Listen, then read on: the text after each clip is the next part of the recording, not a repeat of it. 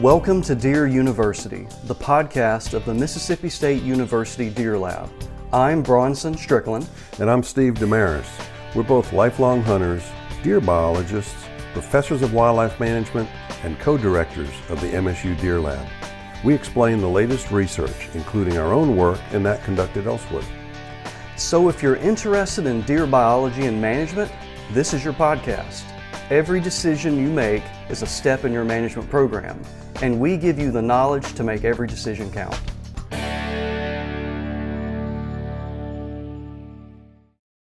Okay, welcome back to the Deer University podcast. We collectively are very excited about today's episodes. This is a topic that I would dare say it's up there with the moon, maybe even more so than the moon. And if you want to know all about the effects of the moon and moon phase and what we call the moon condition or the moon situation on buck movements, please refer to our last episode. So now we're moving into the other environmental issue, weather. And we're going to review today, again, a very exhaustive analysis of weather types. And so we're going to be looking at temperature, humidity, all these things that hunters take into account. We're also going to be looking at weather fronts, and we're going to be talking about their impact, and their impact on buck movement. This is only for bucks. And then we're also going to talk about what we would call as scientists the effect size. And so what are the deviations from normal? And the way I always try to frame it with me and managing my hunting season, my days out in the field, etc., do we see enough evidence for me to plan a day based on some weather condition or not? So we're going to try to always frame it in that light of, even if we see a difference, let's talk about that difference and is it really meaningful? So today, of course, we're joined by Steve Demarais. Steve, how you doing today? Morning. It's a wonderful morning, drawing to the end of the deer season here in Mississippi. I got out last week and had a little quality time with some hunting buddies, but it's just winding down. It's winding down. I know for a fact you have a few deer in the freezer, so you're not gonna starve this next year. That's right. Yeah. We also have Luke Resop, whose camera is defunct today. We have yet to figure out the technical difficulties there. So Luke will be joining us via audio only. And Luke, I mean, no offense with my next statement. And most importantly, we have Natasha Neary here, part of the Deer Lab, and she has done an absolutely wonderful job of taking prior analyses and going one step further.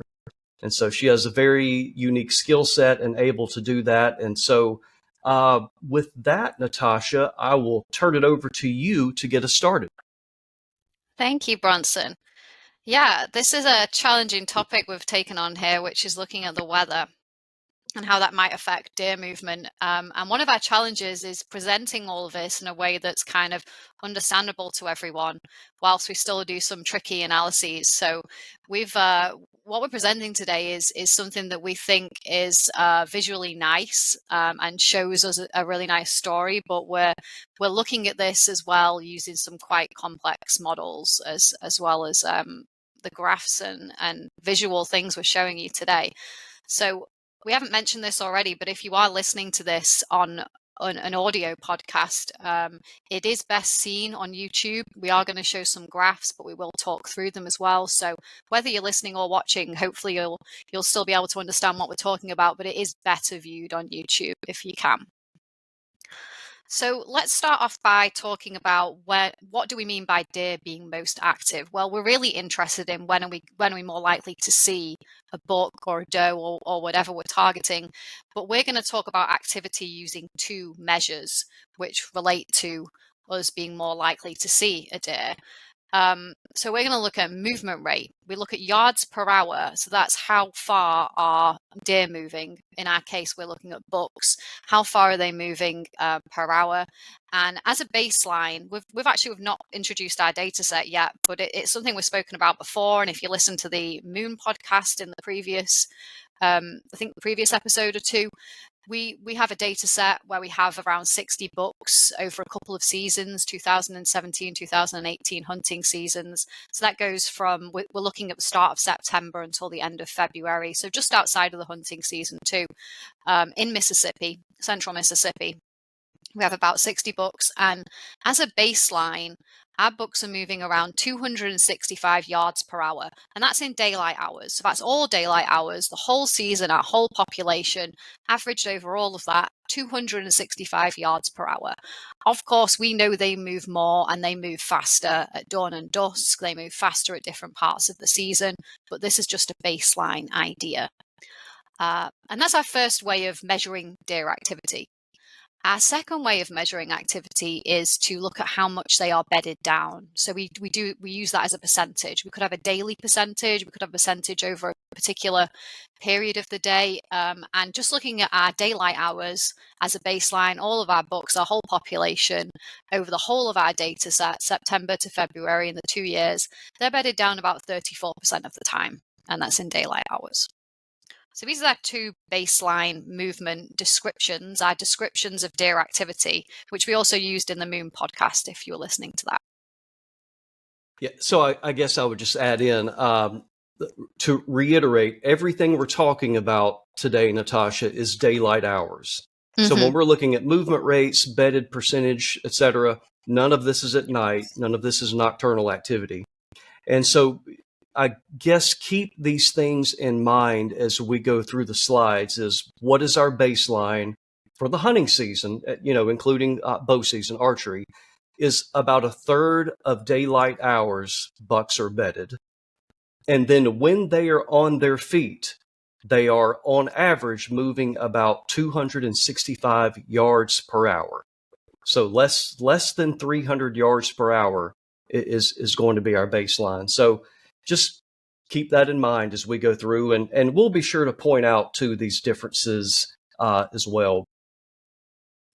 Yeah, thank you for that. And yeah, good point. Daylight hours are what we calculate as our Mississippi hunting hours, which is sunrise minus 30 minutes. So 30 minutes before sunrise and 30 minutes after sunset. That's what we define as our daylight hours. So first of all, we've given these baseline numbers for the movement rate and the bedded percentage, but let's have a look at how these change throughout the day. So all I'm showing here, if you're watching online, is I'm looking at September and I'm looking at the hours of the day in September. What I'm actually showing is from 4 a.m. to 8 p.m., so a little outside of our daylight hours. And we're looking at how those yards per hour, that movement rate, changes throughout the daytime. And what we see is it peaks around what is probably dawn and dusk in September. So around 6 a.m.-ish, around 7 p.m.-ish in September, we see these peaks in movement. The bucks are moving faster there.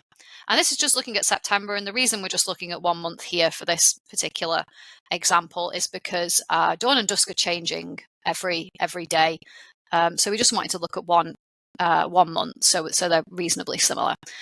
And we've also got here, there's the peaks. We've also got the percentage of time that bucks are bedded at each hour of the day. So again, we've got 4 a.m. to 8 p.m. and we can see the opposite of peaks. The lowest part of the graphs are around those similar times. Around dawn and dusk, we see that bucks are bedded the least. Buck activity would relate to them being bedded the least amount of time. When they're more bedded, they're less active.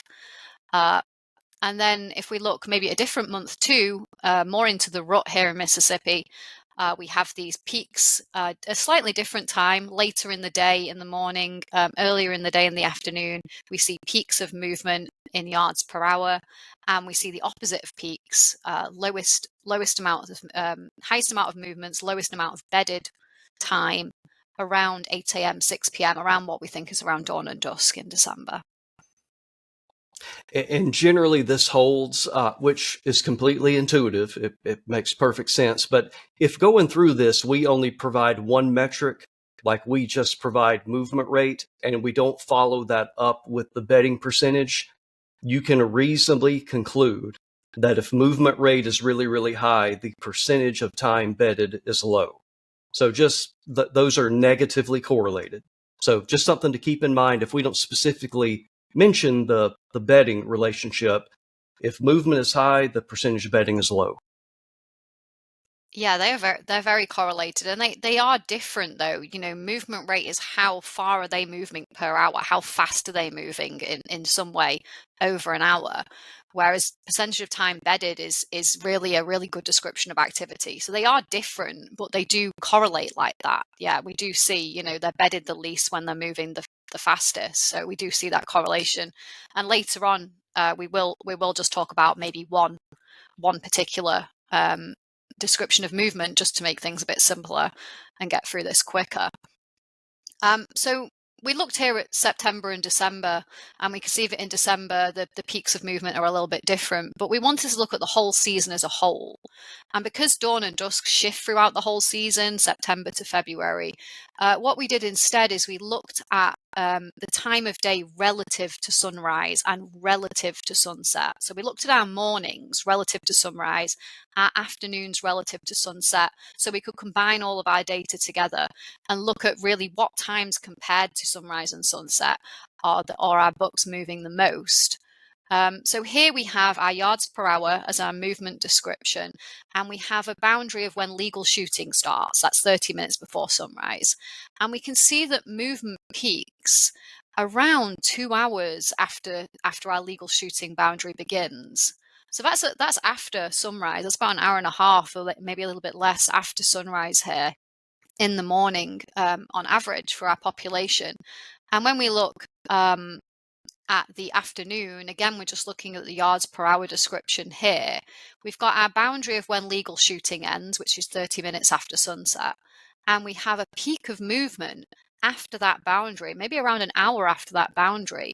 So what we're seeing here, which is really interesting, is that our bucks are moving the most around 2 hours after our legal shooting begins in the morning. So we're good there. But then they're moving the most around an hour after legal shooting ends in the evening, meaning we may be missing that real bout of movement there in the evening. So, Steve, my interpretation here, I think we visited about this before in the past. It was a little bit counterintuitive to me to see that the movement rate was greatest about 2 hours after sunrise. And I think you and I had some alternative explanations here. Mine was that we are saying here yards per hour. And so greater amount of distance covered per unit of time. And the way I interpret this is we see this spike about 2 hours after sunrise is because bucks are no longer at that point foraging around or milling around. They have finished their morning feeding bout, and they are taking more of, I guess I could say, more of a linear walk, more of a straight line distance to where they are bedded.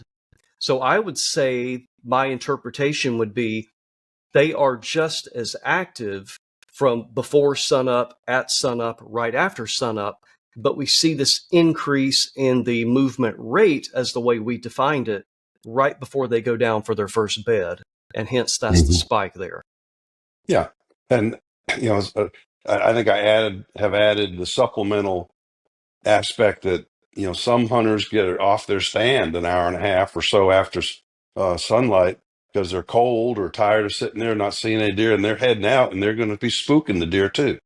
So I think you have the most plausible full explanation, and then hunters just boogering up their deer is another supplemental thing. And you know, we have in this data set we have locations of hunters, and maybe in another analysis we could tease that out and look at because we know where the hunters are and where their stands are and where the bucks are. We could look at buck movement this time of day in an area with no hunters versus hunters and see if that slight difference in pattern to test my kicking them out theory, but that's another topic, another time. So I think Natasha just exhaled, like, oh God, another analysis. No, I was just thinking about how many hunters we have and trying to calculate that in my head.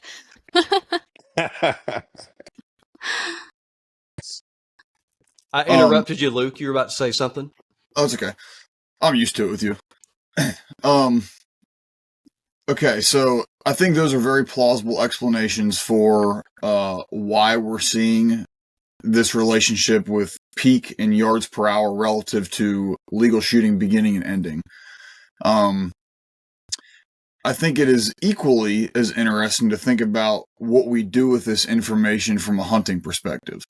So, we often say that deer movement peaks at dawn and dusk, right? Those are the highest movement rates throughout a daily period is at dawn and dusk. And that's certainly true. But if we're thinking about legal hunting hours here, we're actually missing the movement peak in the evening. It's peaking well after, an hour after legal shooting ends.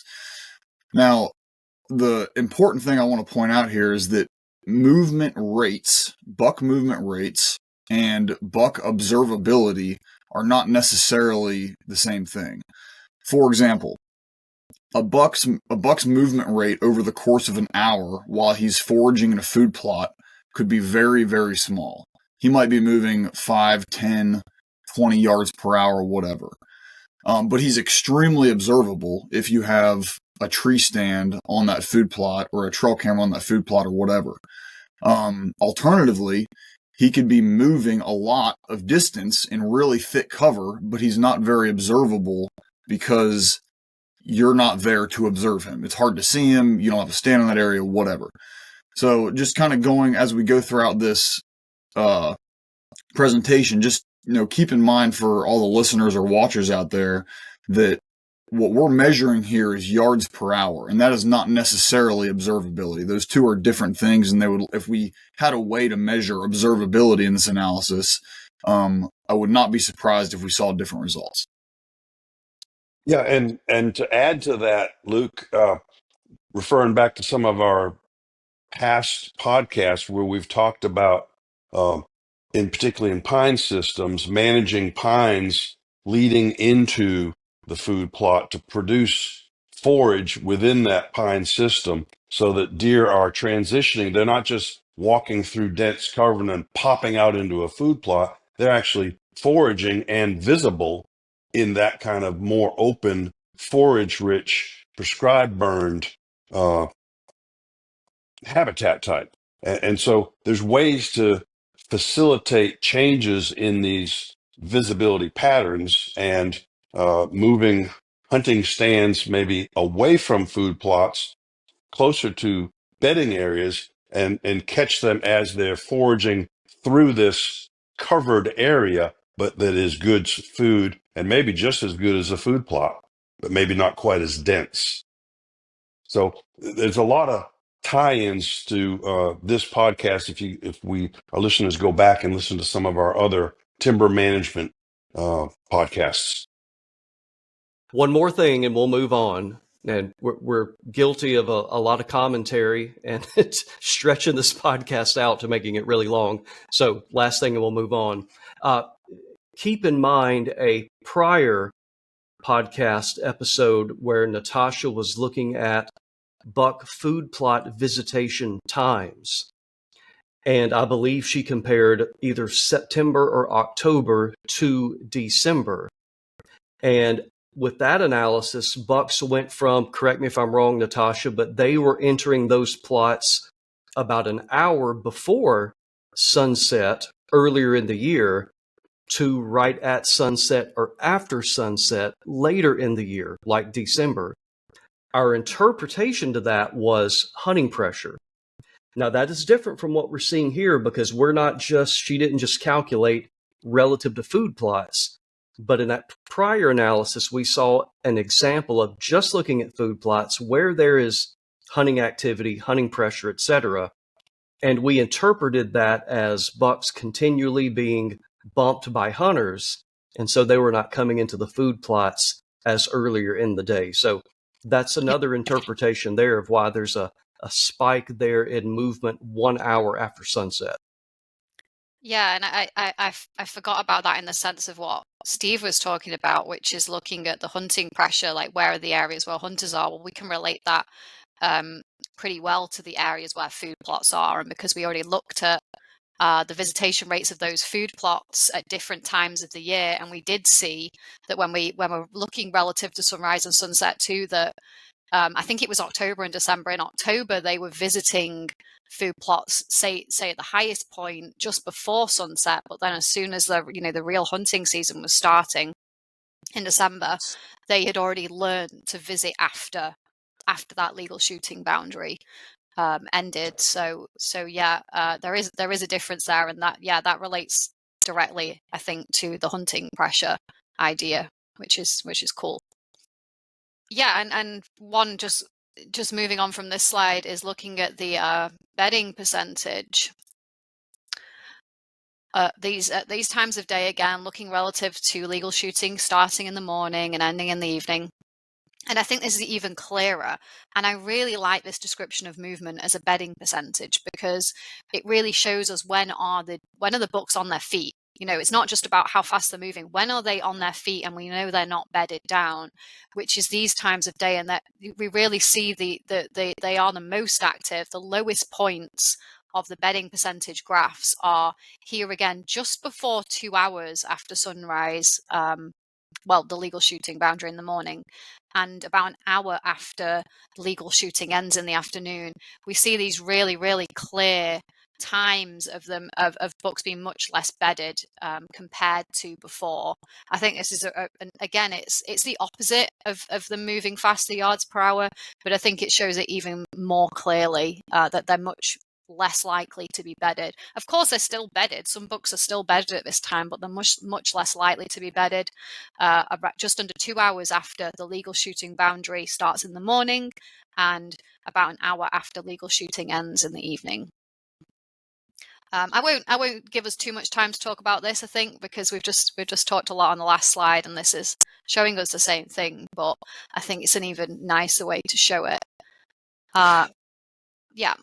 What jumps out at me is, as we said earlier, we see this inverse correlation or negative correlation. If there's a really high movement rate, that means they're bedded less, and so that's revealed here in the slide. But what is notable to me is that on the afternoon slide, for example, so the right-hand panel, notice that the bedded percentage is not 80%, 90%, 99%. The greatest that we see is roughly 45 to 46%. Again, demonstrating that every single day, during all parts of the day, some deer are moving. There's nothing definitive. There is nothing absolute. There is always going to be a deer on its feet. And what we're just trying to present here are what are some deviations from normal. But what is normal here is that only there's a maximum, at noon during the day. At noon, only about half the bucks are in their bed at any given time. And then we see that percentage bedded start to incrementally decrease and decrease and decrease, starting about 2 hours before sunset. And then we see at sunset and shortly thereafter. So to me, just another, quote, cautionary tale in that they're not all the same. They're not all doing the same thing at the same time. Bucks are on their feet every day. Bucks are going to fill their rumen every single day. There's no weather condition. There's no moon condition where it's going to drive and force bucks to do the same thing every day. Deer individuals, they're always moving. Rant over. I've got a complimentary rant to that rant. So I see your rant, and I raise you another rant. Yeah, Doc, I like that little fireworks show you just put on your screen. I don't know if that was accidental or not.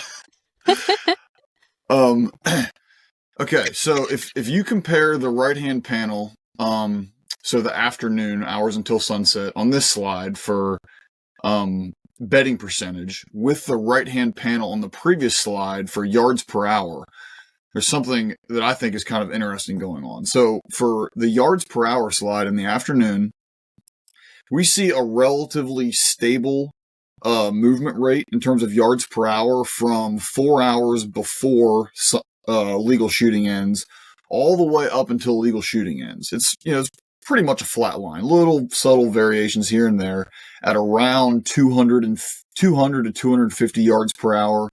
And then when we get to legal shooting ending, that's where we see the bump up to close to 400 yards per hour. Now, when you compare that with the next slide, we see that right around 2 hours prior to legal shooting ending, we see a really steep decline or decrease in the bedded percentage. So I was sitting here while we were going through this, trying to think about how to interpret this. And I think the way that you would think that you'd kind of see these two things go hand in hand, where bedding percentage is relatively stable all the way up until legal shooting ends, and then it drops off precipitously right when legal shooting ends and bottoms out at the same time that movement rates are peaking. But that's not what we see. And I think the reason for this is because right there around 2 hours prior to legal shooting ending, bucks are getting out of their beds, but they're moving very short distances. So, it's it could be 2 p.m., 3 p.m., whatever, depends on the time of year where we're at. But, mid-afternoon, bucks are out of their beds. And more bucks are getting out of their beds, and they're not moving very far, but they are moving around relatively short distances for hour to hour. And kind of where I'm going with this is I think about how to put this into perspective of my hunting season, especially on pressured public land. I see by far, hands down, the most consistent daytime, especially mid-afternoon activity of bucks and does when I'm in the middle of thick cover. If I'm hunting a transition or a food plot or somewhere where the cover isn't as thick, I often will not see deer until right at the end of legal shooting hours. But if I'm in some dog hair thick stuff or really thick cover where deer feel safe, I will consistently see deer at 12:30, 1:30 p.m., 2:15. And I think that my interpretation of these slides is that's what's happening here. They're not moving. Movement rates are not changing that much all throughout the afternoon up until basically when legal hunting hours are over. But they're out of their bed early afternoon. And if you're in the right place, you can capitalize on it. I think that's a really nice story. Yeah, that this is why us using this bedding percentage is a really nice measure of activity that I don't think many people have used before.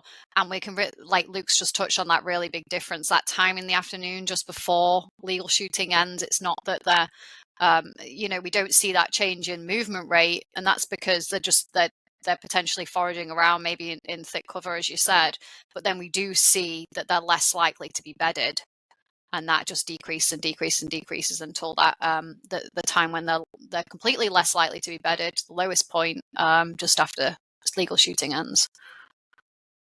This is a podcast about the weather and how the weather might affect deer movement, but we're not ready to get into that yet. We've talked about how active the deer are at different times of the day throughout the whole season.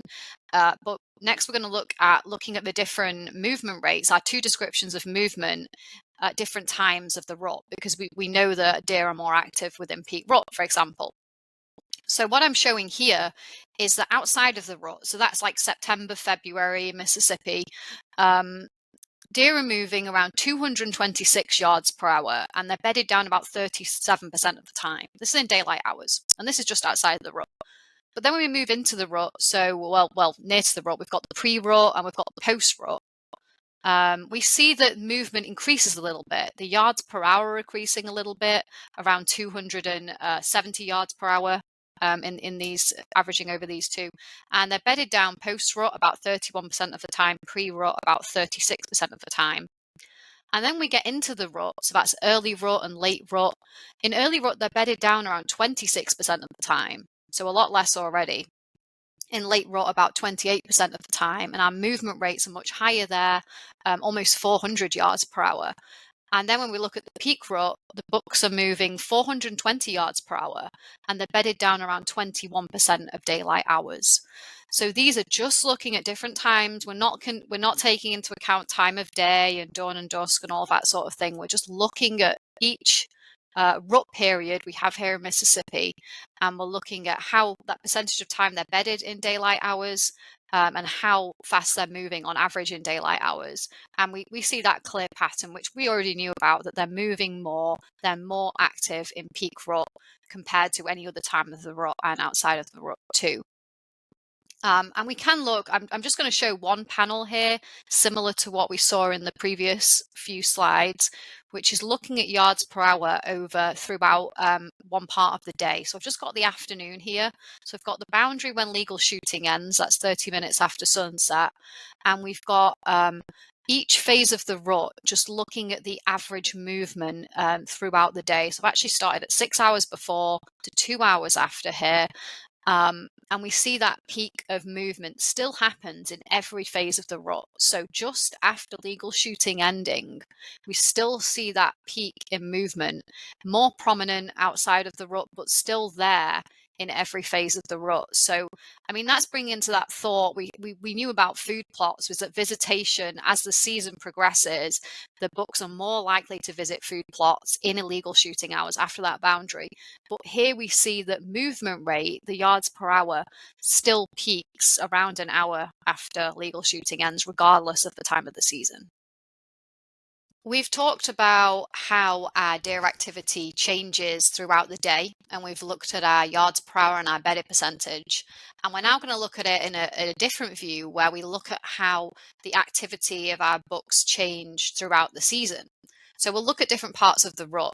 And this is the rut in Mississippi. So outside of the rut, which is September, February, a little bit of the other months, our bucks are moving 226 yards per hour and bedded down for about 37% of daylight hours. So this is daylight hours. This is our baseline outside of the rut.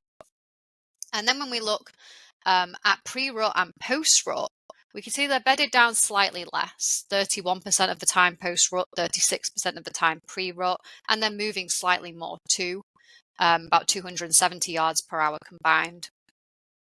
Early rut and late rut, so we're into the rut now, they're bedded down early rut around 26% of the time and late rut about 28% of the time. So bedded down much less, and they're moving almost 400 yards per hour in early rut and late rut. And then when we look at peak rut, bucks are moving 420 yards per hour and they're bedded down 21% of the time. So they're bedded down a lot less. These are daylight hours. And we can really see that change, that progression into peak rut of bucks being more active.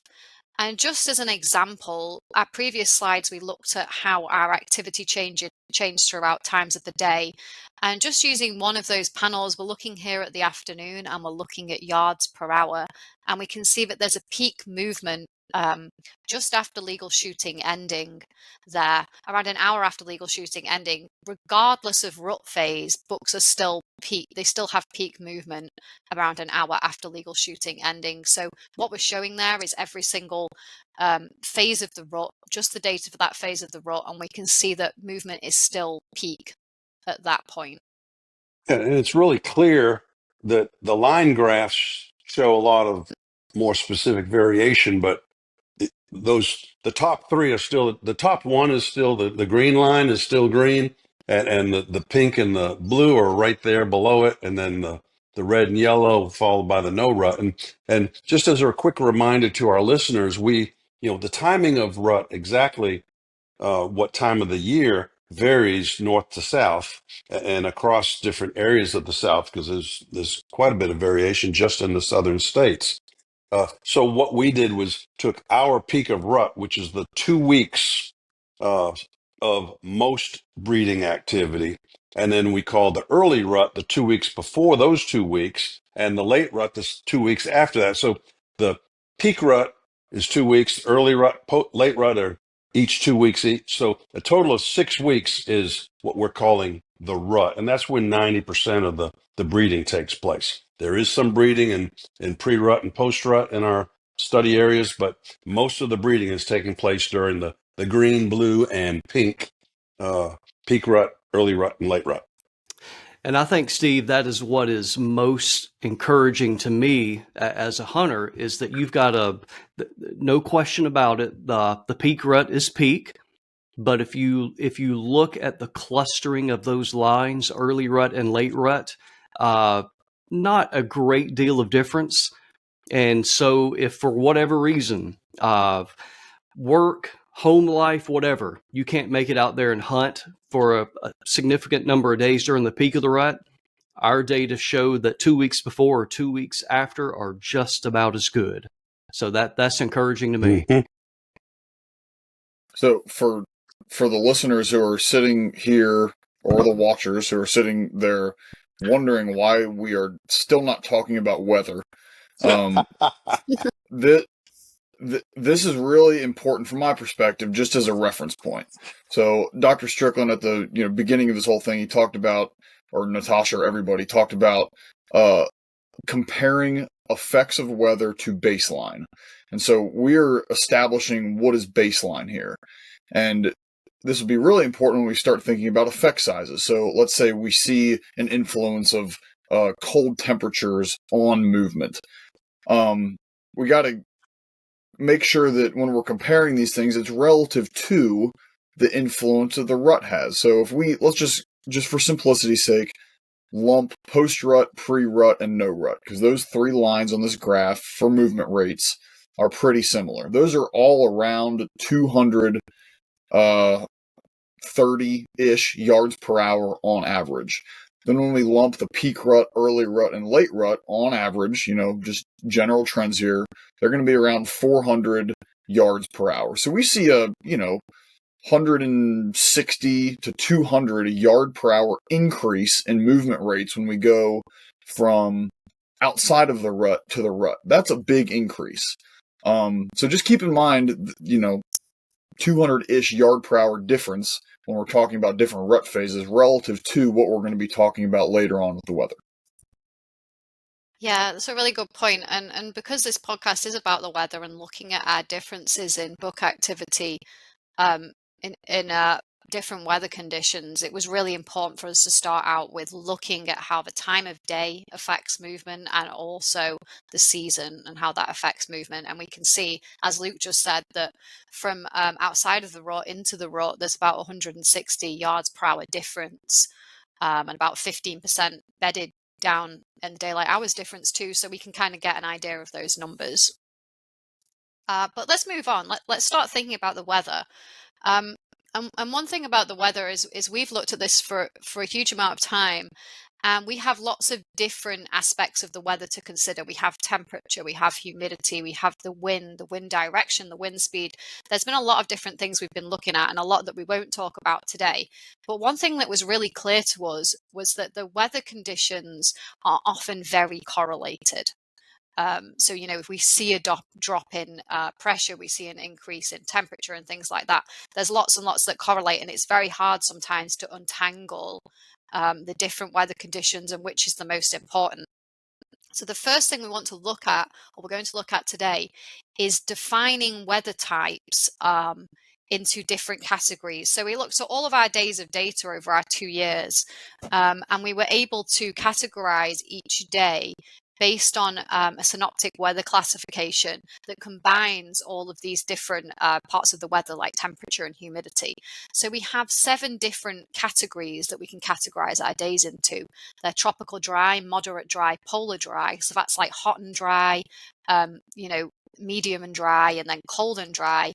And then tropical moist, moderate moist, polar moist. And those moist days are when we have higher humidity, but we have hot days, and we have cold days, and medium days, and then we have transition days, which are pretty which are pretty much the same as cold fronts and warm fronts coming in.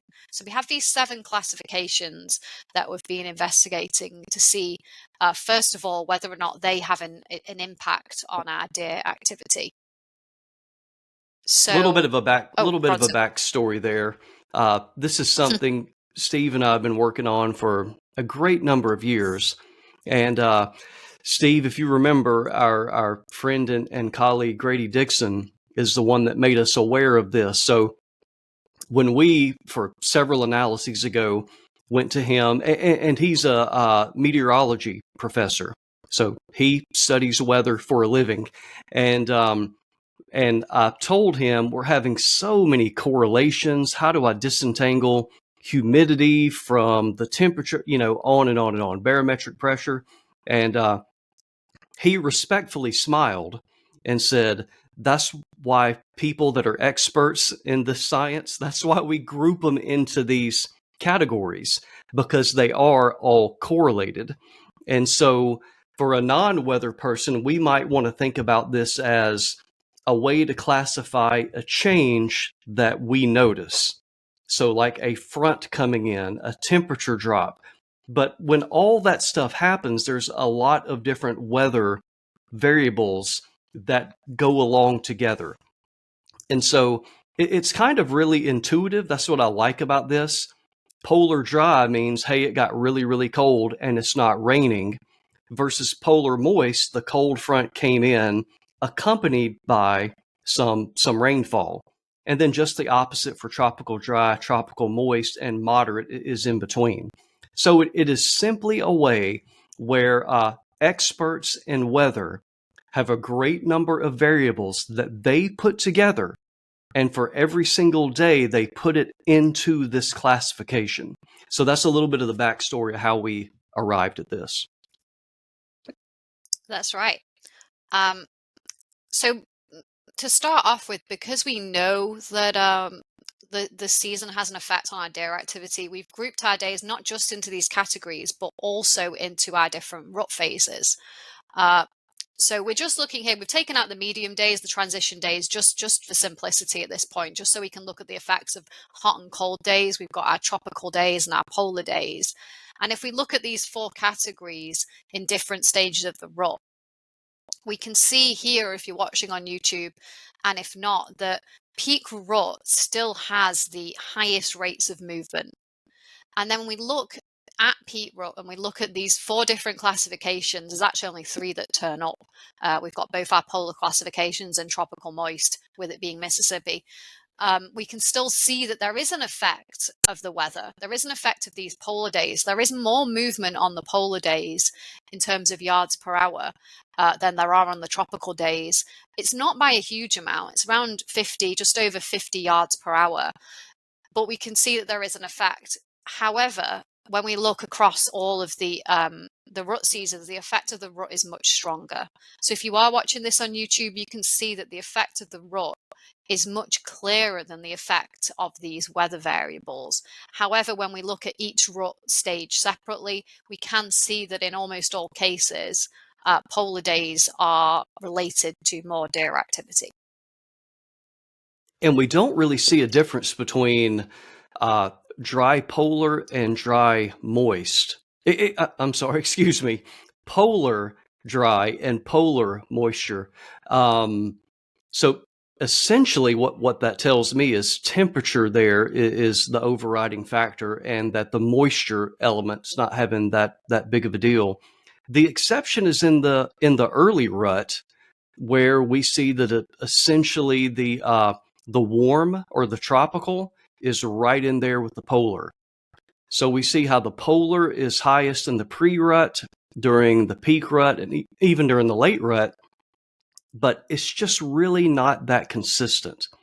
So it's subtle, there's something going on, but Natasha, like you mentioned, the effect size, we're talking about 50 or so yards per hour. And just a reminder, in human terms, that's about 50 steps per hour. So this effect is not overwhelming. There's a little bit of a signal, but again, not overwhelming. Yeah, and a good point is, we've always known that bucks are moving more in peak rut, and we've just displayed those numbers, 400 yards per hour in peak rut on average, compared to no rut, where it's like 260 yards per hour. And we can relate that directly to our experiences in the stand. We can see that we're seeing more deer in peak rut than outside of the rut in general. So you talked about 50 steps per hour, whereas it's maybe 160 steps per hour compared to outside the rut to peak rut. So that we can try and picture sitting in our stands and seeing that deer are more active as that 150 yards per hour compared to this just being 50. I want to jump in and point out that it's only 50 yards, but if I'm sitting in a stand, I'm going to be in that stand at least 2 hours, maybe 3. So it's an additive 100 or 150 yards, and that's a huge effect on whether or not I see the deer getting to me during that time period. So I think these somewhat small 50-yard differences are very, very meaningful to hunters that are in a stand, counting on the deer to move to them. 50, 100, 150 steps. I mean, one step, if you're bow hunting and the deer's behind this tree and it steps out, one step is critical. Yeah, Go ahead, Luke. I was just going to agree with that for a couple of reasons. One, if I bet that a significant percentage of the listeners that are listening to this also listen to our Moon podcast, and you will recall that as we were kind of preparing for the Moon podcast, we surveyed you, our listeners, about 1,400 of our listeners actually, and asked you what you thought a meaningful change in buck movement would be relative to the moon phase or position or whatever. And for movement rates, someone correct me if I'm wrong, but I think it was around 50 yards per hour. Our listeners thought that if there was a 50 yard per hour change in baseline movement rates with some given moon condition, that would be a meaningful change. And so, yeah, while these numbers are not on the scale of, while the numbers that we see for changes in weather relative to what we see for changes in rut, it's not the same scale. We're talking about 50 yards per hour versus 150 or 200. I still think, most hunters are going to think this is significant. So that's one point. The other point is to, I guess, partially beat a dead horse, because I brought this up earlier, but you know how I love beating dead horses. And this comes down to the difference between observability and movement rates. So, I think most hunters, when they think about cold fronts and buck movement rates relative to cold fronts and just colder weather, especially those that record a lot of trail camera data on this kind of stuff, these numbers that we're looking at here, we're talking about a 15 to 20% change in movement rates from the tropical to the polar days, which isn't huge. 15 to 20%, that it could be significant, but it's not huge. But I bet you a lot of guys would say that there's much more than a 15% change in buck activity or buck observations from a warm day in November to a cold day, especially if you're timing it right during or after a cold front. And I think the way to explain that, or at least how I interpret it, is that difference in observability again. So when cameras are not necessarily measuring movement rates like we are in this study, cameras are by and large measuring observability. They're observing deer in a food plot, or maybe deer moving out of the bedding area, or deer walking in front of your stand, and they're probably correlated with movement rates, but that's really measuring observability. So I bet you if, again, like I said earlier, if we had a way to incorporate true observability by a hunter into this, we would probably see, I'm just guessing here, this is just totally conjecture, so no one take this to the bank, but I'm guessing we would see a larger effect of weather than we do here. So I say all that to say that, 50 yards per hour, maybe 75 yards per hour increase on a polar day relative to a tropical day in the same rut phase, but that could be really significant, not only from the movement standpoint, but maybe even more so from an observability standpoint. I want to jump in with a couple things. Two things. First, qualifier. There were no horses harmed in the production of this podcast. Even though we may beat a dead horse, there are no horses harmed. Well, the horse is already dead, so.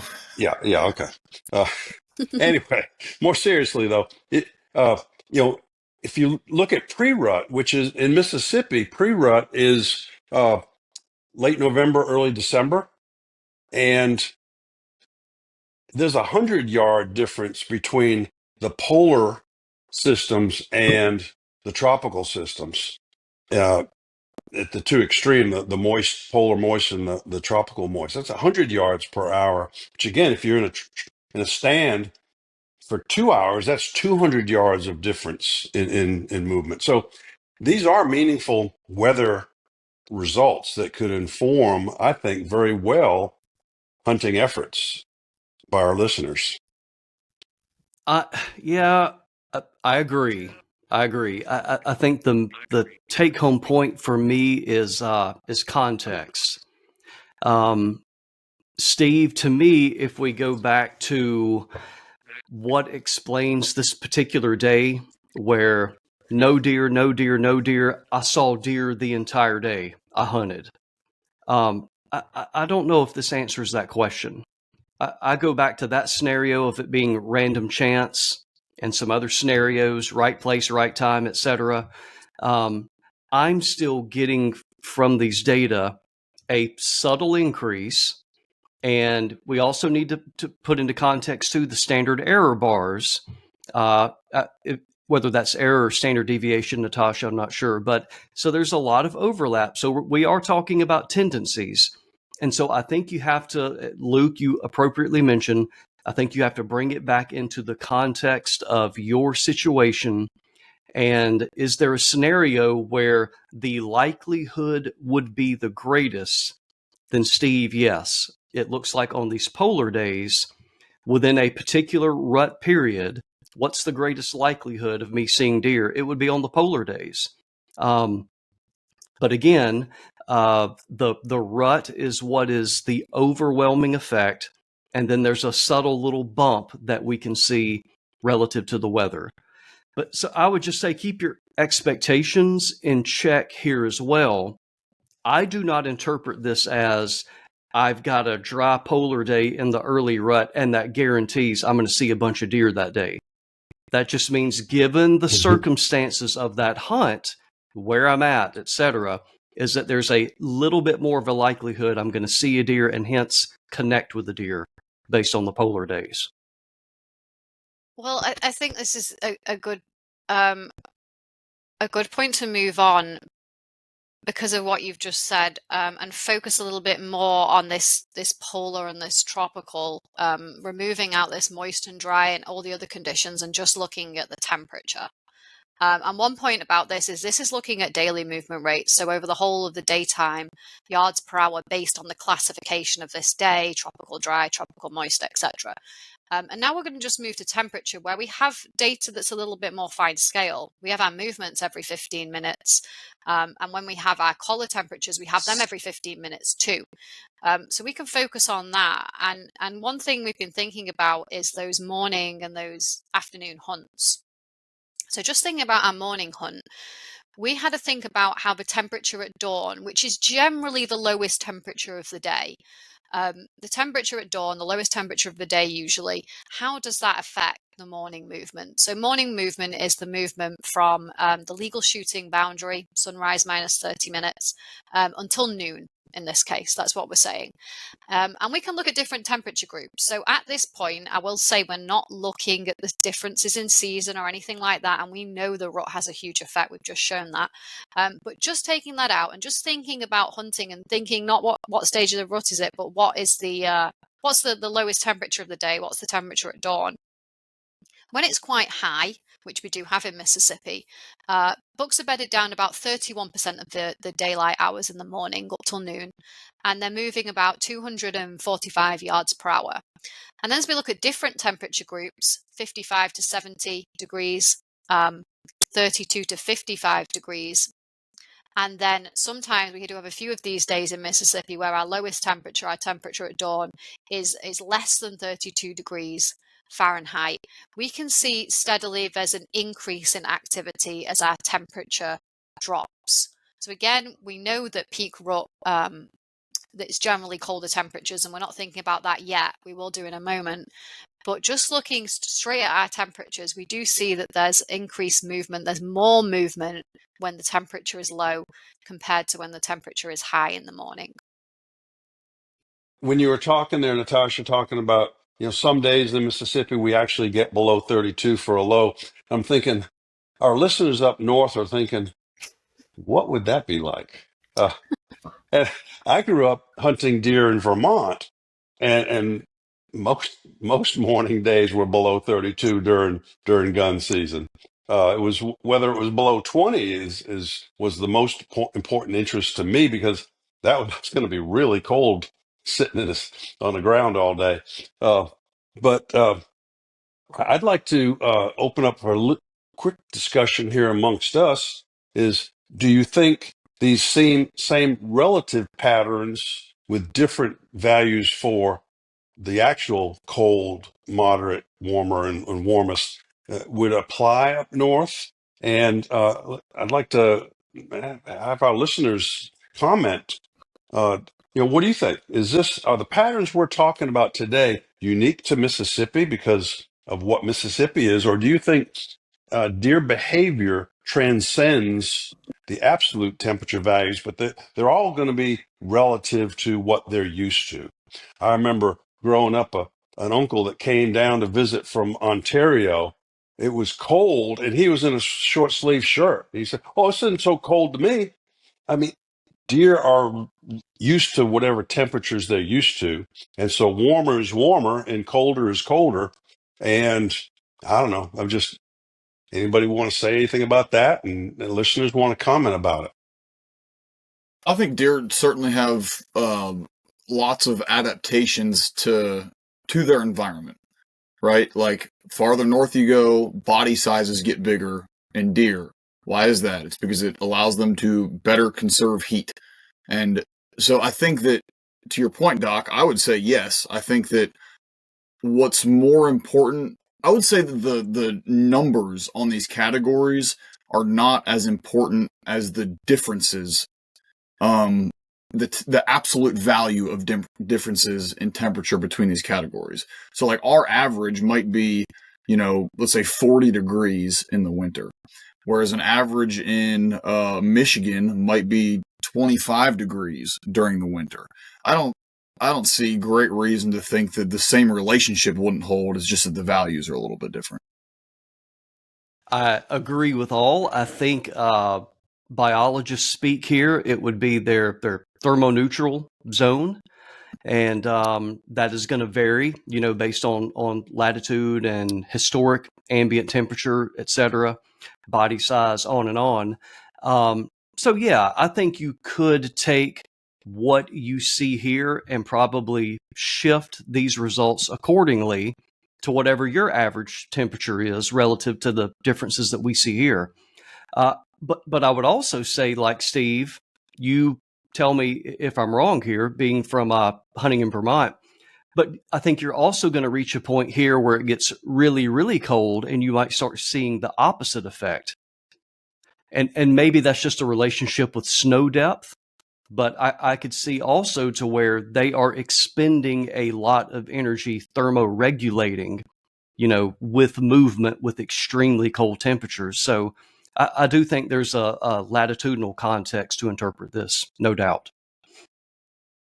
Yeah, I'm gonna throw this out there and then let one of y'all run with it. So, at first glance, looking at this, for hunters that have theories on how cold weather increases deer movement, on first glance looking at this, you go from a really warm day, let's say average of 75 degrees, at 240 yards per hour, to a cold day, let's say average 25 degrees, to 360 yards per hour. Right? That's a 120 yard per hour increase from a warm day to a cold day. So on first glance, without context, you'd be like, oh my goodness, like when a cold front moves through and you drop 20 degrees, you're going to see a big increase in deer movement. However, and this slide is designed to be thought provoking, I think, in this sense. However, what we have not discussed at this point so far is how the potential for rut phase to or what the potential is for rut phase to confound these results. So what I mean by that is our warmest days in hunting season are going to be in October, right? As we move from October to November to December, and especially to January, we see a steady decrease in temperature throughout that period of time. Well, what is also happening throughout that period of time? The rut is ramping up. We go from no rut in October to pre-rut in late November to early rut in early December to peak rut in late December and January. So it's easy to look at these numbers and say, well, look, you get cold weather and movement rates increase. But, and we're going to talk about this more in the coming slides, but I think the important point here is that it's not necessarily temperature causing these huge increases in movement rates. Temperature is influencing it some, like we talked about on the previous slide, but the overwhelming effect here is rut phase. So that'd be a great transition, Natasha, to our next slide. Yes, there's this pattern, but there's a lot more inside of this pattern that we need to tease out, and that's what we've done. Yeah, and just before we move on to thinking about rut phase, looking at the afternoon movement and how our daily high temperatures affect our afternoon movement, we see the same pattern in the sense of temperature, which is that bucks are moving much less when we've got these really high temperatures, plus 85 degrees in Mississippi. They're moving much less than normal, bedded down 45% of the time in the afternoon, moving 170 yards per hour. But this is the same story as we just talked about. So let's have a look at when we split these temperature groups by rut phase as well. And it's a little bit more complicated to look at if you're watching on YouTube, but just looking here at the morning, we can see that we have dots on a graph, and those dots correspond to temperature. More blue is the colder temperatures. They relate to the categories shown below. More red is the warmer temperatures, and we've got every stage of the rut. So when we're looking here at the morning, these are the temperatures at dawn, temperature groups at dawn, in different parts of the rut, and we can see again that this is looking at yards per hour. And that in peak rut, we have the highest yards per hour for our bucks, regardless of the temperature. But we can see how those temperature groups are split at each stage of the rut. So we can see that in general, especially if we just look at, say, peak rut, outside of the rut, the cooler temperatures are related to, on average, more yards per hour. And the warmer temperatures are related to, on average, less yards per hour. And if you like, before we discuss this, I'll also show the evening, the high temperatures of the day and how they relate to the evening, which I think is an even clearer pattern, where we see that cooler temperatures in the cooler highs are related to more movement in the afternoon. Again, afternoon is noon onwards and morning is before noon in the daylight hours. And we see this pattern where these cooler days are related to, on average, more yards per hour, and the warmer days are related to less yards per hour on average. Natasha, I would say too, just if someone's watching and wondering, why do you have 4 dots in some categories and only 2 dots in other categories? It's because that temperature did not occur during that 2-week rut phase. So that's why there's 2 versus 4. Yeah, there is a very clear, if we look at the morning on the left panel, to me, for the morning, the clearest difference is pre-rut. So that is where we're still November, and in the South, we can really be getting warm days. And then we have that first day of frost, or that first day we're waking up and it's in the 30s, and we see a really big difference. So yeah, well over 100 yards per hour difference there. During the peak rut, even on a really cold day, so we were right at freezing or below, we see an increase there over 450 yards per hour relative to about 425 for the other temperatures. And then, as you said, Natasha, what is really clear, and I don't know why this is so different from morning to afternoon, but we see a very clear signal, a consistent signal with the afternoon. So when we're with those high temperatures, for us are between 32 degrees and mid 50s, we do consistently in every rut phase except for the post rut, we see a clear signal of them moving more in terms of movement rate. So very interesting. Super. And that pre-rut for the morning being most clear, if you remember in the couple of slides earlier, when we were looking at the polar versus tropical, pre-rut was the really clear signal between polar and tropical systems. So I think, because temperature is a function of the tropical system, we see that clear pattern here in the pre-rut that we don't see in some of the other particular breeding seasons. Yeah, this is a fascinating slide that I think we could spend a lot of time on breaking down the differences we see. And just as I'm kind of sitting here continuing to process everything, I notice the same thing where we go from on the left-hand side in the morning, see a lot of flip-flopping, still consistent patterns where as we get colder, we see greater movement rates. And then comparing that with the right-hand side, the pattern is even clearer and more consistent in the evening. Now, in terms of why that is, this is just a harebrained idea, but I'm thinking about just take really cold mornings, for example. You will have some really cold mornings where, let's say at sunrise, it's 30 degrees. And then on some days, by 9 a.m., it could be 40 degrees already. So just in the matter of a couple hours, the temperature could increase by, 5, 10, 15 degrees. Not super uncommon. But when you go to the afternoon, which in this graph, Natasha, correct me if I'm wrong, but these temperature categories are based on the daily high temperature.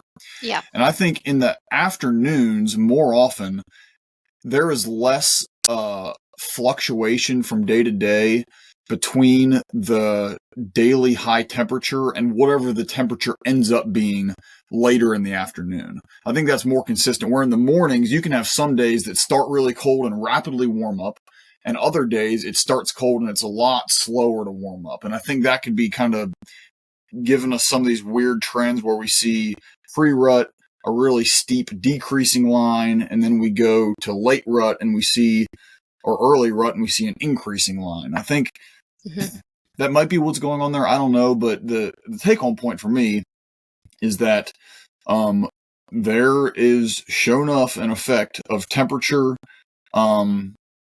category, temperature bin, whatever, on movement rates within a rut phase, especially in the afternoon. I mean, I don't know how we accounted for rut phase here. It's accounting for time of day. Natasha, the way you did the analysis, I believe this is the population wide. Yes. For all the bucks. But I mean, this is accounting for all of the things that usually when we're talking about, oh yeah, you think there's this effect as a hunters, but what's actually going on is it's the rut. Well, here we accounted for the rut and we accounted for time of day, and we're looking at the average among all the bucks, and we're still seeing a pretty clear effect. And that effect is, the pre-rut, we go, yeah, that's 150 yards per hour difference. That's our 125 yards per hour difference. That's not insignificant. Yeah. And if it's, I can hear more discussion on this, but moving on to the next slide, we look at this in even more detail. But does anyone have anything else to say? Yeah. Luke brought up the word that I was going to bring up is why. Why is this affecting them? And, I guess just getting into some deer biology here, Steve, the thing that makes the most sense to me is, again, that word of being in a thermoneutral zone. And so they are just more comfortable. They are expending less energy with the same amount of locomotion. They got to spend energy if they move. But they feel good. They're not hot when they're moving. That's one part of it. I've got some other harebrained ideas I feel kind of silly bringing up here and now. I want to think about it more. But to me, I guess, no.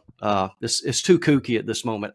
I like for my kooky ideas to be thought out a little bit, a little bit more than just off the top of my head. Yeah, I would just say thermoneutral zone just feels better to move. No commentary, Steve? You're right I'm going on, to take brother. that as you You're right agree. on.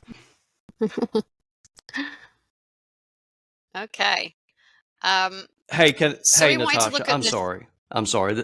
This just No, hit go me. for it. Just for the good of what we're talking about today and the last podcast, I know I use this term all the time when we're doing podcasts of a clear signal. And when we were doing the moon analysis and talking about that, I probably said that several times, is that we look at this moon condition and there's a little bit of a change here. We look at another, there's a little bit of a change here. And to me, there's never a consistent or clear signal of a moon situation affecting deer movement. This would be an example, especially in the evening. To me, those data are providing a clear signal. We're not saying that it answers everything. We're not promising that you're going to see deer, on those days, but there is a clear and consistent signal in the afternoon that they are moving a little more when the temperatures are lower. So that's what I mean about seeing a consistent and clear signal. That is something I believe in, versus with the moon stuff all over the place, positive, negative. I have no faith in that result. When I'm looking at pre-rut, and for whatever reason, like we talked about a minute ago, it seems like there are things going on in the pre-rut, kind of that transition time from, warmer days, late summer, to cooler days in the fall, and then kind of also as bucks are transitioning from no rut to, some of the earliest does coming into estrus.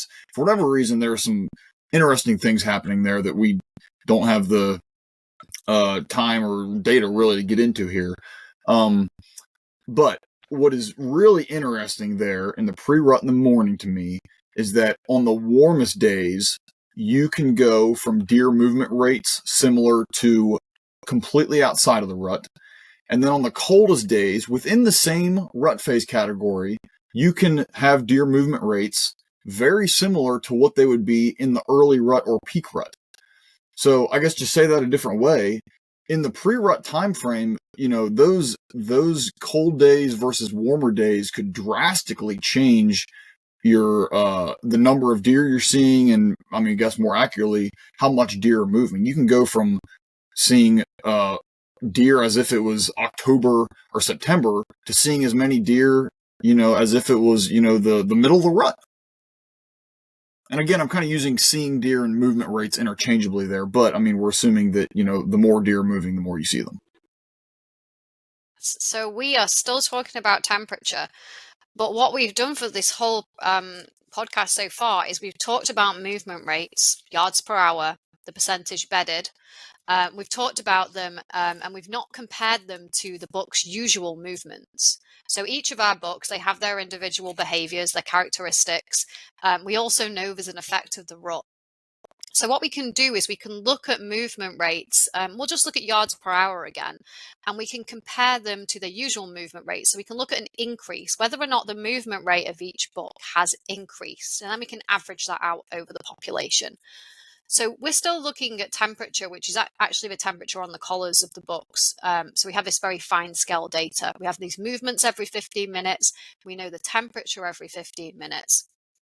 And we can look at the movement rate of these books compared to their usual movement rates. So what do we mean when we talk about usual movements? We mean their usual movements, and we're going to just say over a 2-week period.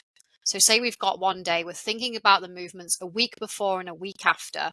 So that accounts for the rut in a way, the usual movements within 2 weeks. And of course, the movements change over the time of day. So here we're just looking at those morning and afternoon bouts of movement, those increased movement bouts. We're just looking at how, just looking at the data then and how each book's movements change, and we're averaging over the population. So let's have a look at some results here so we can explain this better. I'm looking at collar temperature, and we've got that grouped into different groups, and we're looking at whether or not our book's movement is increased or decreased compared to their usual movements for different temperatures. And what we see, we don't have an awful lot of data for the temperature below freezing, below 30. So those groups are shown with little crosses there to show we don't have a lot of data, but it's still a pattern. But where we do have a lot of data is where we're looking at the temperatures where the collar temperatures over 32 degrees Fahrenheit, 40 degrees Fahrenheit, 50, 60, 70, 80. And we can see that up to around 60 degrees Fahrenheit-ish, we have an increased rate of movement compared to usual around these dawn and dusk times. So when the increased movement, at the times of day where movement is increased. And then as we look at temperatures 70, 80, 90 degrees Fahrenheit, we can see that movement is decreased compared to usual. So we do see a really clear pattern here with temperature, that at these cooler temperatures, bucks are moving much more than they usually would at these times of day within a 2-week period. And then when temperatures get quite high, above 70 degrees, they're moving much less than usual. Well, a little bit less than usual. So yeah, just another way in my mind of kind of looking at the same effect. So Natasha has controlled for everything, and again, we're not looking at all day here. We're just looking at morning and afternoon. And then the y-axis there is now is not just absolutely yards per hour, but the change in yards per hour. And so we see, as she indicated, we're in Mississippi, so we don't have a whole bunch of data where the temperature is below freezing. That's indicated with the cross or the X, but very, very reliably, you start to see this linear decrease in the change when you start getting warmer and warmer.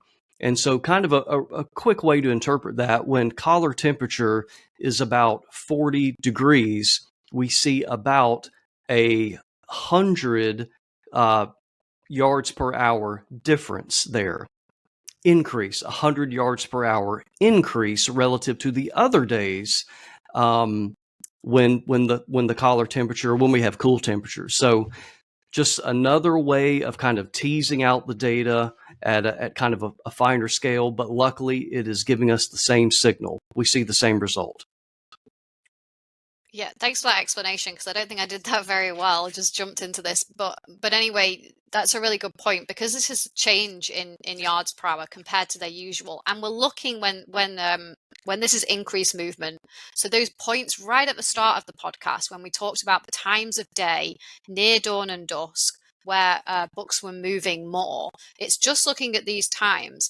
And we can see between the temperatures of 40 and 60, there is about 100 yards per hour increase. So that's 100 yards per hour increase compared to the usual baseline movements, let's say around dawn and dusk, which is pretty huge. And we do see this linear pattern forming there. And again, these are at least somewhat controlling for the rut because it's the 2-week, the temperatures that the buck has been responding to a week prior to and the week after the day that a given data point is interpreted. So it's not like September versus January temperatures. This is the week before and the week after. So within a 2-week period, cooler temperatures stimulate more movement than warmer temperatures Mm-hmm. in a significant way. So great a view of this is the deer eye view. This is not the weather station. This is what the deer experiences, and it's not unlike what we saw with the weather data, but it's nice to see this is what the deer are feeling and how they're responding to it. So great slide. And this is a good point to say that, we're displaying this data, we're looking at averages, we're looking at the mean in particular.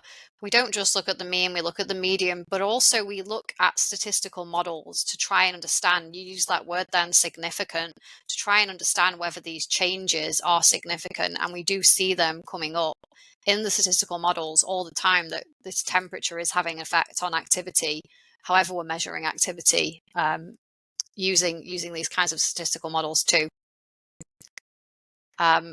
And I'm not sure if Luke had anything to say. Well, I guess I just have more of a question, and I don't recall from seeing some of the other graphs that you've produced, Natasha, but, like, and I don't know if our audience is thinking about this graph in this way, but one of the places my brain goes to is, deer, like we talked to, or like someone mentioned earlier about thermoneutral zones and how they need to manage their thermoneutral zone to, balance caloric intake with requirements and all those kind of things. We would expect deer to be selecting different cover types to moderate their thermal neutral zone, right? Deer, they're not going to be standing in the coldest place on the coldest days, and they're not going to be standing in the warmest place on the warmest days. They're going to choose cooler places on really hot days and warmer places on really cold days to kind of balance the thermal neutral zone.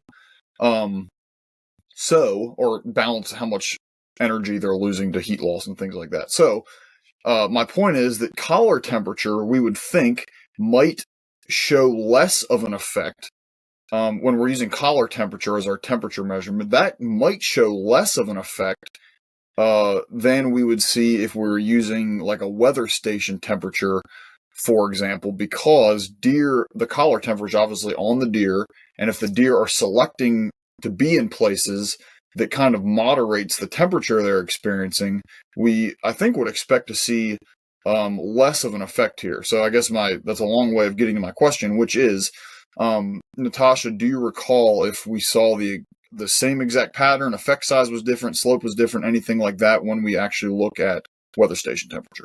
When we look at weather station temperature, and the reason we didn't use that here is because collar temperature we have every 15 minutes, weather station we have around every hour.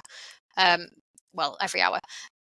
We do see the same pattern. The effect size is slightly lower in with the temperature from the weather stations, but the pattern is the same. The linear pattern, the decrease with higher temperatures is the same. Okay, that's interesting. And I mean, yeah, it is slightly less the effect size, and it might be a good point to show that we are thinking about other variables as well as collar temperature, as we do have a nearby weather station where we have these weather variables every hour. And here's something that I thought was interesting, which is humidity and wind speed. So instead of using our collar temperature, we have humidity and wind speed. And I know that, it's always thought that deer are using the wind speed and the wind for scent. But here we see something interesting, which is that I think wind speed is having less of an effect of humidity than humidity, whereas humidity seems to have a similar linear relationship. If you look at the y-axis, the effect size is much smaller than temperature. So these are much smaller values, much smaller increases and decreases in movement rate, but we still see this linear effect with humidity, whereas low humidities seem to be related to a decrease in movement compared to baseline, and higher humidities, like looking at 70, 80% and higher, are related to an increase in movement. Whereas wind speed, I wouldn't say it has a huge relationship. There are some changes there, but it's certainly not linear. Yeah, I'll give my 2 cents on this. Not that anyone asked for it, but I'm giving it anyway. It's free 2 cents. So, like bird hunters, people that run bird dogs, I'm sure would notice the same thing. My comparison is going to be with a deer tracking dog. So, my dog, he's a German Shepherd. He's 2 years old. We're training him to track deer, scent trail deer. And I've noticed this with him. I've heard this very, very often from handlers, other deer dog handlers, that when you have really dry conditions, if the humidity's low, if it hasn't rained in a while, if there's no dew on the ground or no frost on the ground, that dogs are much less apt to stay on a deer trail. And when they are on the trail, they might wander around more. They might really struggle to stay on it. They might not work the track as fast. And I think that's just because, I don't understand the molecular chemistry or physics of this, but for whatever reason, scent molecules it's easier for a dog or a deer, potentially in this case, to pick up scent molecules when there's more moisture in the air. Water and scent molecules may, bind together. Scent molecules may float in the air better if humidity's higher, whatever. So I think this makes a lot of sense from that context, being that as the humidity increases, a deer's nose works better when it's trying to pick up scent either from a receptive doe or potentially from a predator. You took the words right out of my mouth. That is precisely my interpretation, Luke. I think that is exactly what's going on there. Yeah, and this isn't a huge, I mean, look at the change in yards per hour over here on collar temperature. We go from, let's just focus on the, 30 degrees and up because that's where we have more data. We're talking about 100 yard per hour change over there. So that's more of a significant effect. When we look at humidity, we're talking about a, 20, 25 to 30, somewhere around there, yards per hour increase. And when we go to the highest humidity days, 90+%, we're only seeing a 10 yard per hour increase. I think what's more noticeable is that on the lowest humidity days, we're seeing the greatest decrease. So, I need someone to explain to me why baseline isn't centered, I guess. It seems like it should be. But the greatest effect is when the humidity is the lowest. And I guess the other part of that is, like, I can't, I'm always looking at relative humidity because of, like, prescribed burning and things. We've got to pay a lot of attention to humidity. Like, relative humidity of 20% is really stinking low. And if you get down in the teens, I mean, we're talking about, we've probably got a red flag warning and a burn ban. I have never seen humidity, less than 10%, certainly. I mean, usually, teens is really, really, really low. So, a 0 degree or 0% relative humidity, I can't imagine there were any days with 0% in the data set. Maybe it's just based on the bin that you used. Yeah, I mean, there's very low amount of data there, so that's probably the case. Moving on now to looking at something a bit different, which is at what time do our bucks bed down for the first time in the morning, and also what time do they leave their bed for the last time in the afternoon. So we're thinking about those times on the morning hunts, first of all, when we're seeing bucks be active, when are they then choosing to go to their first bed? And what I'm showing here, if you're watching on YouTube, is different parts of the season. So we're not looking at weather right now. We're just looking at different parts of the season. And we know that peak rut, for example, is our coolest part of the season. And we know that this correlates somewhat with temperature.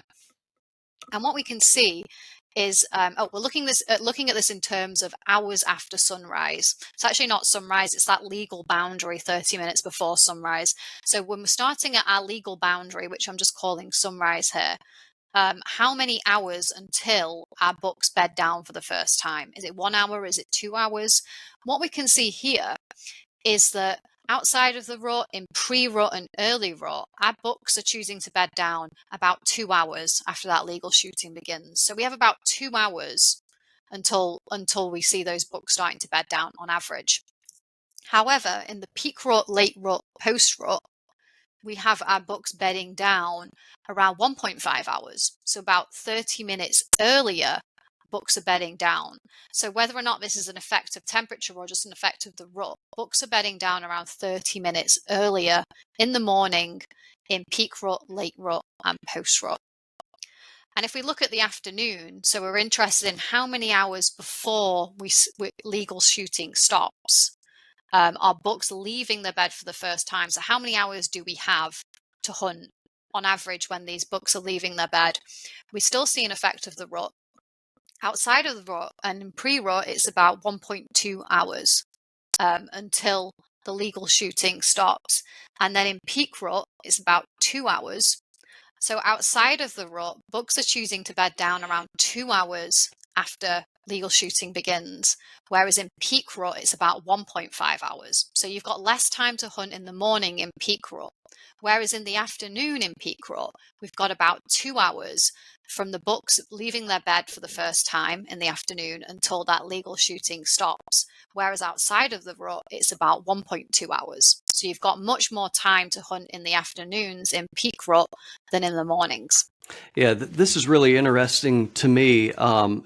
To use the term again about a clear signal, In the morning, in the bedding downtime, we see that very clear difference where we have the outside the rut, the pre-rut, the early rut. They're all hovering around little between 2 and 2.1 or 2.2 hours. And then during the rut, we see a clear difference. The 6 weeks there around the rut, they're bedding down earlier. So even though they're moving more during that time, they are bedding down earlier. And it's about an hour and, let's say, 45 minutes after legal shooting begins. But it's not as clear in the afternoon. Definitely no rut, pre-rut. They're leaving their bed closer to sunset.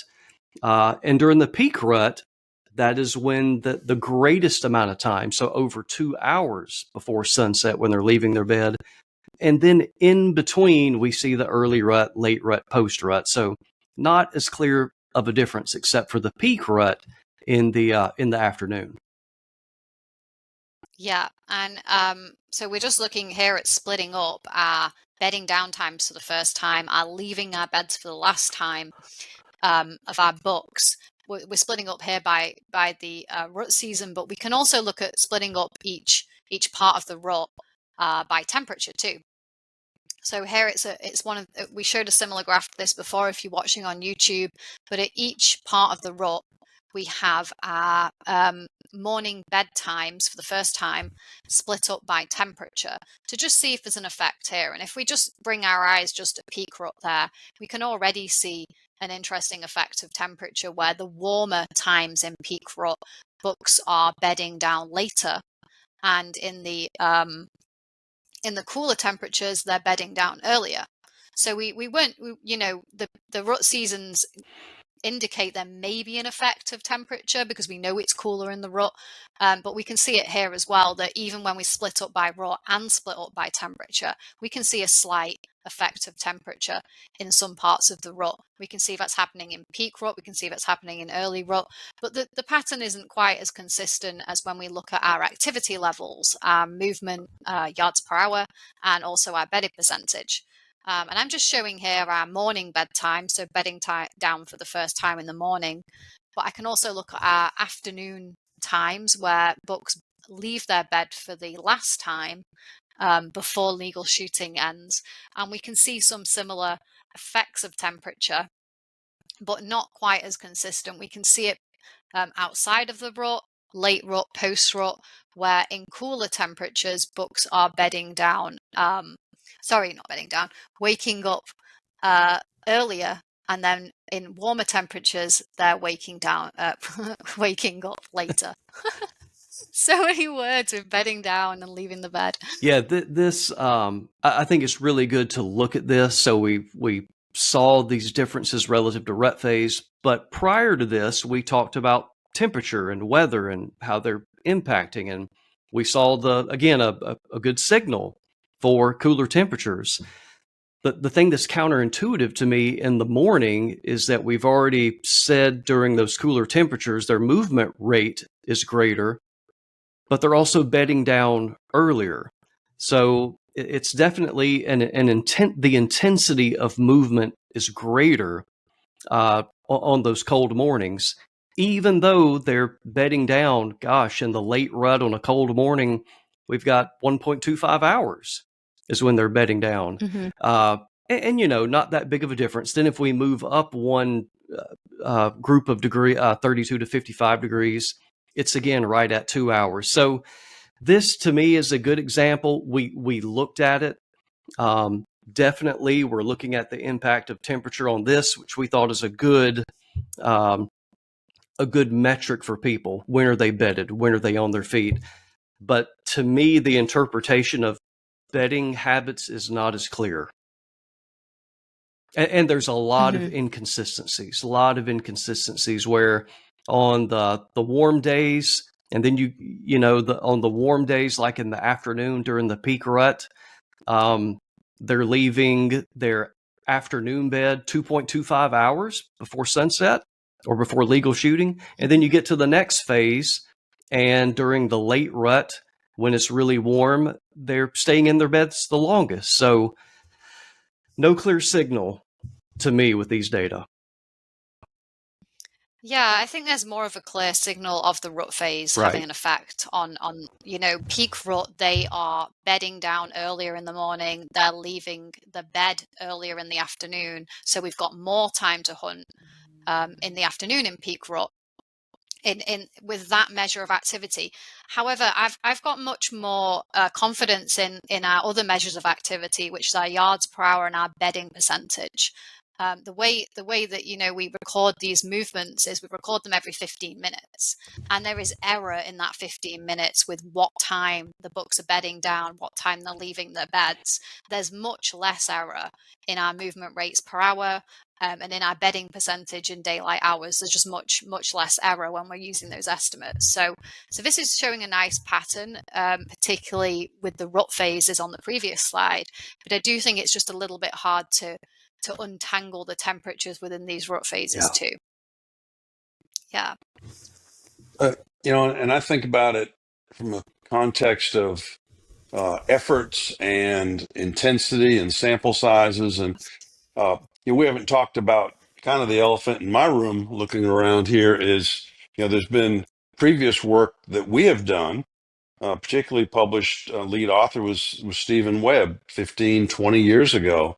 And our earlier efforts, and those are often quoted in popular literature by writers that aren't research scientists, as saying, well, there's no effective weather. And we found very limited impacts of weather on movements in those analyses.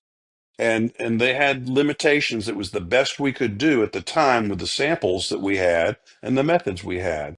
And now we're seeing some really clear signals with the polar frontal and the temperatures within certain time frames and circumstances. So we got some really interesting, significant results now that we didn't 15 to 20 years ago. It's not that the deer are different. It's just that we have more samples now, and we're using some different methodologies, and we're seeing some things now. And this lack of a clear signal in the figures that are up right now, as we gain additionally larger databases and do more analyses in the future, we might be able to tease out some clear signals even in this source of analysis. So it's not that there's nothing there. It's just at this moment in time, we're not seeing a clear signal. But I think this is a good point to conclude everything we've talked about. So let's just remind our listeners and our viewers what kind of things we've talked about and how they can impact us as hunters. The first being, which I thought was really interesting, is that bucks are most active 2 hours after legal shooting begins in the morning and 1 hour after legal shooting ends in the afternoon. And again, this is most active. This is not all bucks are active then, or no bucks are active before sunset. This is just where we see increases in movement over our population. We also found that bucks are more active in low temperatures. So that's with both descriptions of activity. That's with bucks seem to be moving more yards per hour in low temperatures.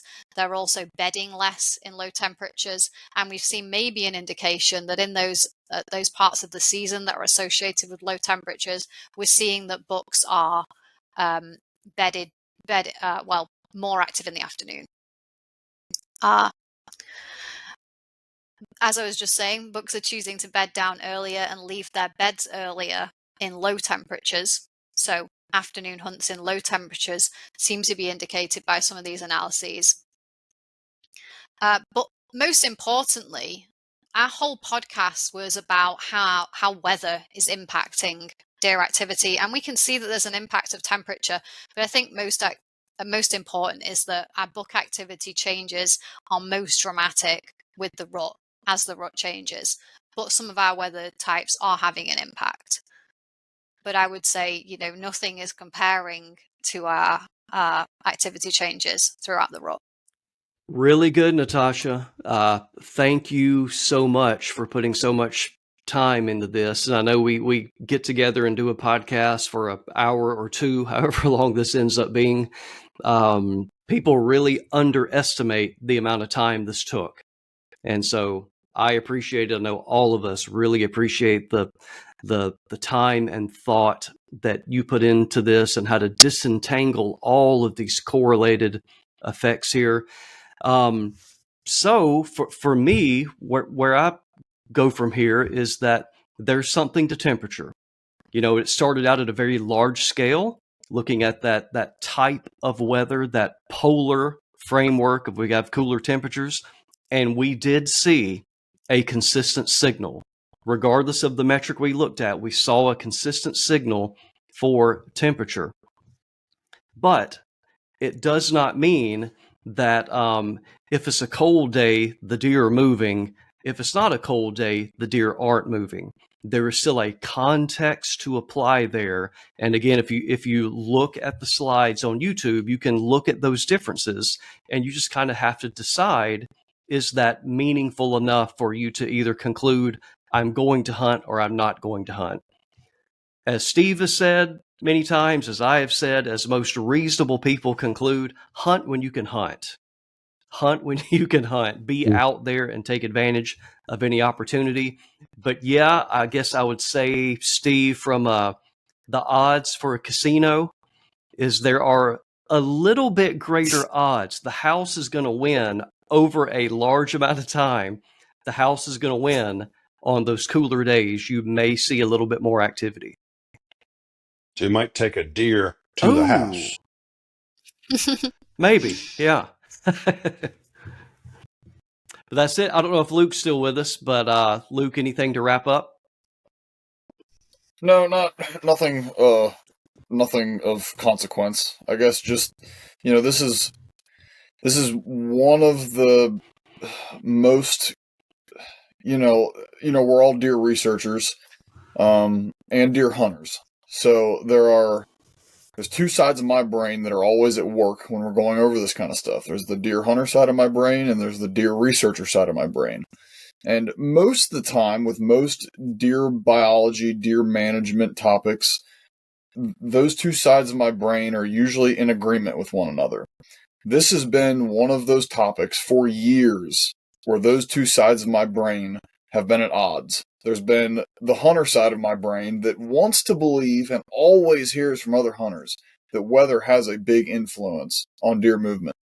And then there's the deer researcher side of my brain that has read or is familiar with the, probably close to a dozen studies that have in some way, shape, or form analyzed the influence of weather on deer movement, and the conclusions of those studies has been, by and large, that there is either little or no significant and consistent effects of weather on deer movement. So, it is, all of that begs the question to say why. Why is our present analysis showing something different? And we don't necessarily have the answer to that, but we are very confident in how Natasha analyzed this. It all makes sense. We controlled for individual buck and time of day and rut phase and all of those things. We've got a lot of bucks and very fine scale temperature data and good weather data. So, all the pieces are there for me to,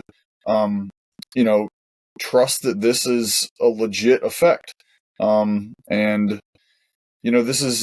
this data will change how I hunt. I think for some people it's probably, I'd say for most hunters, it's confirming suspicions or theories they've had, and for some people it's probably debunking them. But bottom line, the data is the data. It was analyzed properly.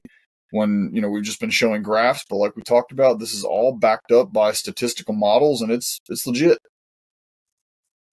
It's legit. It's legit. Again, the effect size isn't large, but unlike with the moon stuff, where we saw no clear signal, with weather, with cool temperature, with the polar fronts, we consistently would see a signal, regardless of the metric, where it was being influenced. So I think we can conclude there's absolutely something there. Whether it's enough to change your hunting, it's going to change Luke's, it sounds like. But everybody will have to make their own decision of whether it'll change their hunting habits. But with that, Thank you very much, Luke, Steve, Natasha. Thank you so much for all the work and taking the time today. We really appreciate it. And thank you for people that are listening. We're not sure yet when we're going to get this information out in terms of written format, but once we do, we will make sure on social media it is available and free for download. So thank you all once again. We thank the Patrick F. Taylor Foundation and the St. John and Dudley Hutchinson families for their endowed financial support of our efforts. We also thank our employers, the Mississippi State University Extension Service and the Forest and Wildlife Research Center. If you have questions or suggestions, please log on to msudeerlab.com and click on the Deer University tab.